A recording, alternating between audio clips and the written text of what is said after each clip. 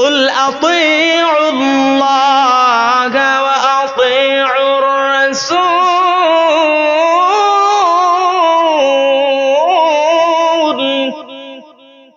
فإن تولوا فإن الله لا يحب الكافرين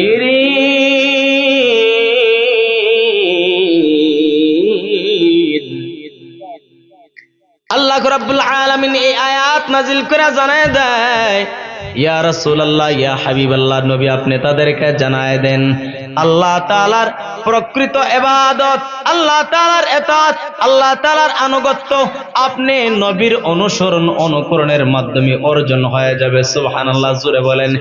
আল্লাহ রাব্বুল আলামিন জানায় দেয়, আমি তোমাদেরকে তোমাদের সমস্ত গুনাহ খাতা maaf করে দেব। শুধু তাই নয়, আমি আল্লাহ অতি ক্ষমাশীল এবং দয়ালু। আর কোন দেব-দেবীর পূজারী ভাইয়েরা যদি এই নসিহত শোনার পর যদি প্রশ্ন করেন, হে হুজুর, এতদিন পর্যন্ত দেব-দেবীর পূজা করলাম, গাছের পূজা করলাম, মাছের পূজা করলাম, এখন যদি কালিমা গ্রহণ করে নাই, মুহাম্মদের কালিমা গ্রহণ করে নাই, এক আল্লাহ বিশ্বাসী হয়ে যায়, আমার আল্লাহ কি অতীতের গুনাহ maaf করে দিবেন? আল্লাহ বলেন, ওয়াগফির লাকুম যুনুবাকুম ওয়াল্লাহু গফুরুর রহিম। অবশ্যই আমার আল্লাহ অতি ক্ষমাশীল এবং দয়ালু।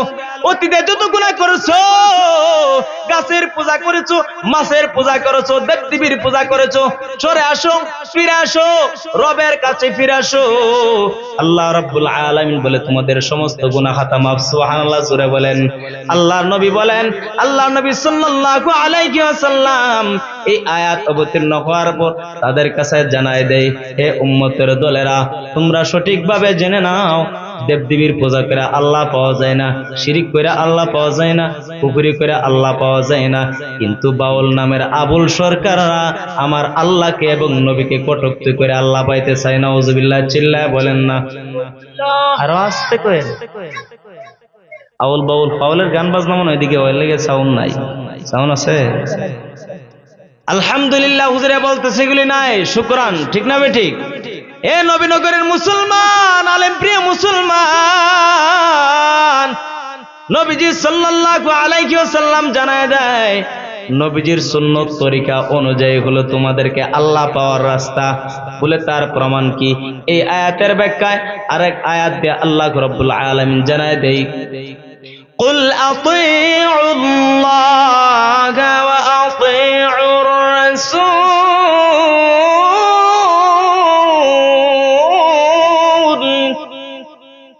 فإن تولوا فإن الله لا يحب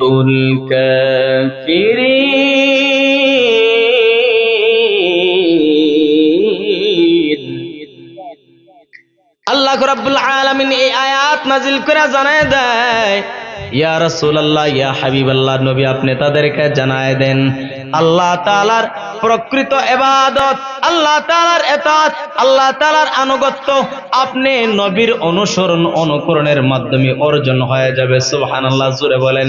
এর নবীর উম্মতের দল দুনিয়ার মধ্যে যদি 5 তলা 10 তলা বিল্ডিং যদি বানাইতে চান, কত সিঁড়ির প্রয়োজন, নয়তো লিফটের প্রয়োজন। সুতরাং আল্লাহ নবীর তরিকা বাদ দিয়া, আল্লাহ নবীর তরিকা ব্যতীত, আল্লাহ নবীর তরিকা বাদ দিয়া আল্লাহ পাওয়া যাবে না, মারিফত অর্জন করা যাবে না, আল্লাহ তাআলার ভালোবাসা অর্জন করা যাবে না। হযরতে আবু বকর সিদ্দিক রাদিয়াল্লাহু তাআলা আনহু, ওমর রাদিয়াল্লাহু তাআলা আনহু সহ অনেক সাহাবায়ে কেরাম কেরাম নবীজি সাল্লাল্লাহু আলাইহি ওয়াসাল্লাম মসজিদে নববীর মধ্যে তালিম দিতে শুরু করে দিলেন। হঠাৎ করে নবীজি সাল্লাল্লাহু আলাইহি ওয়াসাল্লাম সাহাবায়ে কেরামদের মধ্য থেকে ইন্টারভিউ নেওয়া শুরু করে দিলেন। এ সাহাবায়ে কেরামের দল, তোমাদের মধ্যে নবীর প্রেম কার ভিতরে কতটুকু?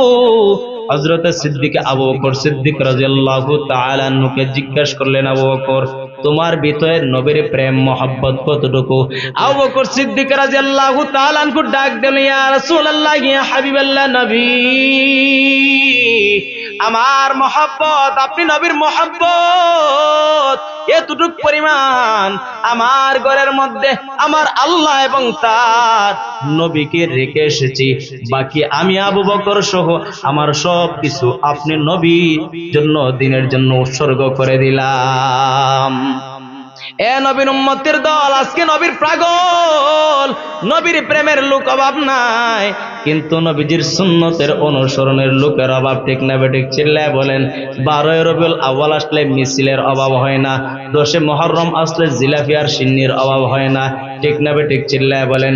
কিন্তু নবীজিকে ব্যঙ্গচিত্র করলে কওমে উলামায়ে কেরাম, দাওয়াতে তাবলীগের লোক, আল্লাহওয়ালা পরহেজগার মানুষ ছাড়া জমিনে দেখা যায় না। ঠিক না বেঠিক?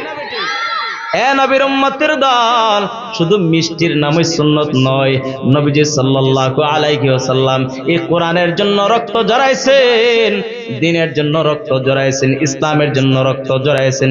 সিদ্দিক আবু বকর রাদিয়াল্লাহু তাআলা আনহু, নবীর প্রেম কেমন ছিল ওনার ভিতরে, কেমন নবীর প্রেম ছিল।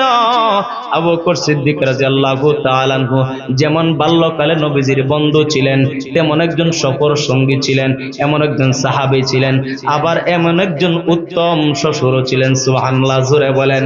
নবীজি সাল্লাল্লাহু আলাইহি ওয়াসাল্লামের শিশুকাল থেকে নবীজির ওয়াফাত পর্যন্ত আবু বকর সিদ্দিক রাদিয়াল্লাহু তাআলা আনহু নবীজির কাছ ছেড়ে নাই, নবীজির কাছ থেকে সরে যায় নাই। ঘুমে ধরছে, তন্দ্রা এসেছে, উঙ্গানি এসেছে, নবীজি সাল্লাল্লাহু আলাইহি সাল্লামের দরজার মধ্যে এভাবে টেক লাগায় দাঁড়ায় রয়েছে, কিন্তু বিছানার মধ্যে পিঠ লাগায় নাই, বিছানার মধ্যে মাথা লাগায় নাই, বালিশের মধ্যে মাথা লাগায় নাই। নবীজি কখন ডাক দিবে, আবু বকর বইলা ডাক দিবে। যদি আমার ঘুম লেগে যায়, নবীজির ডাকে আমি আবু বকর সাড়া দিতে পারবো না। এ নবীজির উম্মতের দল, এইভাবে সিদ্দিক আবু বকর সিদ্দিক রাদিয়াল্লাহু তাআলা আনহু নবীজির কাছে কাছে, পাশে পাশে থেকে ইসলামকে ধারণ করেছে, ইসলামকে ধারণ করেছে, কোরআনকে ধারণ করেছে, হাদিসকে ধারণ করেছে। কিন্তু আজকালকে দেখা যায় মুসলমানদের এক শ্রেণীর আলেম পণ্ডিত বের হয়ে গেল, সাহাবায়ে কেরামদেরকে তারা সত্যের মাপকাঠি মানতে রাজি না। তারা হলো 1 নাম্বার ভ্রান্ত বন্ড ছাড়া কিছু নয়। ঠিক না বেঠিক? চিল্লায় বলেন।